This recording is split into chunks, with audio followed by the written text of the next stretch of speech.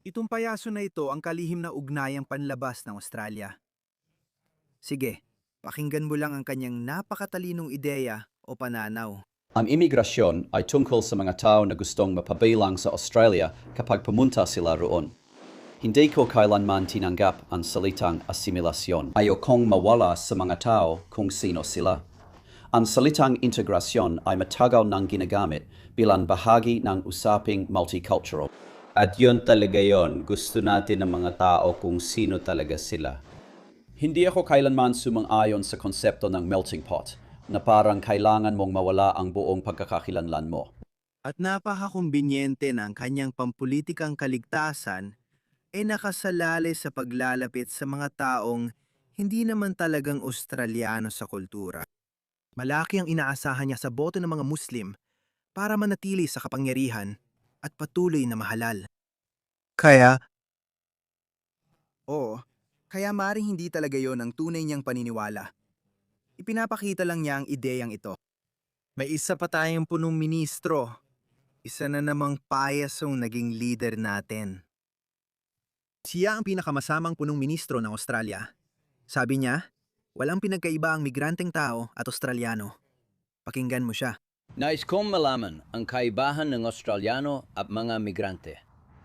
Dahil hindi ko pa nakita na ginamit yan dati sa isang bansa tulad ng atin,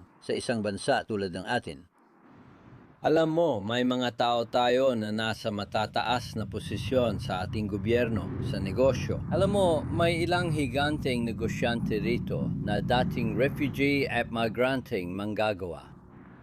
Magkaiba ba sila sa Australiano? Ang Australia ay kanuraning bansa.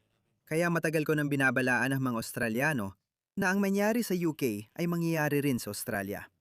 Ano ang mangyayari kapag hindi pinipilit ng mga leader ninyo ang mga bagong dating na migrante na makibagay?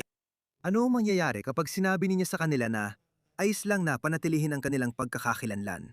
Maging ito man ay kultural, pambansa o panrelihiyon. Pinapayagan pa kayong ilagay ito sa ibabaw ng inyong pambansang pagkakakilanlan bilang Australiano o Briton. Ganito ang nangyayari mga kaibigan. Nakalabas lang ang video na ito mula sa UK. Bansang matagal lang nilililang ng mga politiko ang kanilang mga katutubo. Tulad ng dati, hindi talaga racist ang mga katutubo ng Britanya.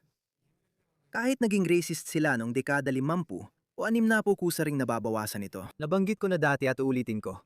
Ang mga puti, lalo na sa kanlurang Europa, ang hindi pinaka-racist sa mundo. Sinasabi ng mga Polish at Hungarian na racist sila at naiintindihan ko kung bakit dahil sa mga nangyayari sa kanlurang Europa at mga bansang Anglosphere. Tingnan mo ang babaeng Muslim na ito. Kaya, alam mo kung paano sinabi ni Anthony Albanese na ilan sa mga higante, mga doktor sila at nagtatrabaho sa lahat ng larangan na may isip mo para payamanin tayo. At alam mo, sinasabi nila na matatapos ang NHS kung tatapusin natin ang imigrasyon. Kaya, narito ang isang Muslim na babae. Tumanggi siyang gamutin ang isang babaeng may autism dahil may kasama itong service dog. Hindi na kailangan ipaalala na iniisip ng mga Muslim na marumi ang aso at hindi dapat lumapit sa kanila. Pakinggan mo, napaka-interesante ng usapan. Ganito ang nangyari. Kung naging makakanluranin siya, hindi ganito ang reaksyon niya. Sasabihin niya lang, ang cute ng aso. Dapat ganoon ang reaksyon niya. Ngunit sinasabihan ng mga taga-kanluran na igalang ang mga Muslim tuwing Eid at Ramadan festival nila. May ilan pa na nagsasabing, nag-aayuno rin kami para ipakita ang pakikiisa namin sa mga kapatid naming Muslim. Ganyan ang resulta kapag gumagawa ka ng ganitong kaawa-awang kultura. Hindi dapat mangyari yan. Dapat laging inuuna ang pambansang pagkakakilanlan at pamana. Sa Britanya, pinakamahalaga ang pagiging Briton. Kasunod na lang yan ang lahat. Ganyan din doon sa sinaunang Roma. Mag-enjoy ka. Kailangan ko ng kumpirmasyon mula sa'yo. Na nagpapaliwanag kung bakit mo ako hindi kinagsisilbihan. Ilalagay mo ito sa mga serbisyong ito. Magaling ang Britanikang babae. Tumindig siya at hindi basta tumanggap. Ayaw mong makita sa kamera kasi alam mong mali ang gawa mo. Diyos ko.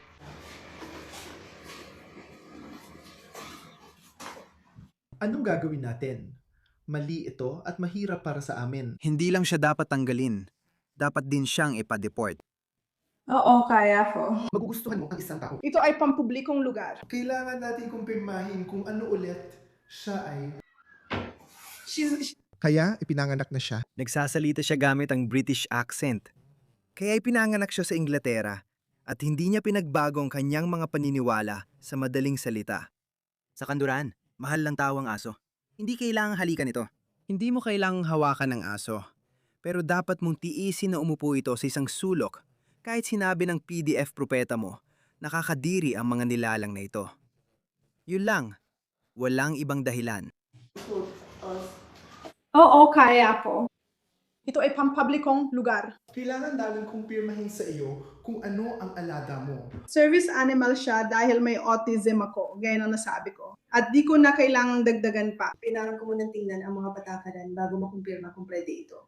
Kaya illegal ang ginagawa mo at pwede akong tumawag ng pulis. Tumawag ka na. Karapatan ko mag-record sa publiko. Wala akong nilalabag na batas. Ikaw ang may paglabag. Ayos lang yan. Oo, ayos na kasi. Totoo. Kung gusto mo mag-record, ayos lang yan. Walang problema to. Kaya bakit mo sinasabi na yan? At wala kung ano. Arestuhin ng pulis ang babaeng ito. Hindi ko pa napanood ang video at di ko alam ang nangyari. Pero iniisip ko mangyayari yon. Dahil may pagpupulis na may dubleng pamantayan na pabor sa mga migranteng hindi puting British na komunidad. Ngayon, nilalabag ko na ang batas para mag-record.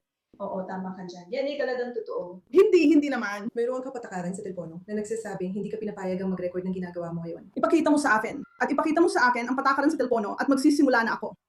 Ipakita mo ang patakaran sa telepono at magsisimula na ako. Hindi ako makakatulong kung itutuloy mo yan. Ano bang ginagawa ko? Pinuprotektahan ko lang sarili ko. Mas makakatulong kung iwasan mo si Okay. Ganito mga pare, nawawala na sa inyo ang bansa. Tingnan ninyo. Ipa-deport mo rin yan. I-like mo. May 500 tao na nag-like niyan. Nangyayari na. Tingnan mo. Oo, ang mga batang at matatandang may autism ay maaaring magkaroon ng service dogs na tinatawag ding autism assistance dogs. Sa pagkakalam ko, pag service dog, ikaw ang mag-a-adjust para dito. Hindi mo pwedeng sabihan ng isang tao, halimbawa isang bulag, o may kapansanan sa paningin na may guide dog. Hindi na applicable ang patakaran mo sa alagang hayop. Espesyal na sinanay ang mga asong ito para sa kaligtasan, pagiging independent, at suportang nakapapakalma, tumutulong sa pagpigil ng paglalakad ng walang direksyon, pagbawas ng sensory overload, at pagbibigay ng deep pressure therapy laban sa pagkabalisa. Ngayon, ang mga patakarang ito ay ginawa bago pa naging issue ang mga Muslim o Islamista. Pero ngayon na may mga Islamista at Muslim na kasama natin, kailangan nating gawing mas kasyasya ang pananatili nila dito para sa kanila. Kaya lagi kong sinasabi, kapag may konti kang isinusuko, mas malaki ang nawawala sa'yo. Tuwing isinusuko mo alinman sa iyong mga pinapahalagahan o alinman sa mga karapatan na ibinigay sa'yo, tuwing sinasabi mong, alam mo ba? Ano ngayon? Kumakain din naman tayo ng karne, kaya hayaan mo silang maghalal. Tuwing ginagawa mo yon, may napapala sila at may nawawala sa'yo. Huwag mong isuko ang paniniwala mo. Nabubuhay tayo sa mundong baligtad, kung saan inuuna ang iba kaysa sa mga katutubo. Tanging sibilisasyon sa kasaysayan na ganito. IPA Deport.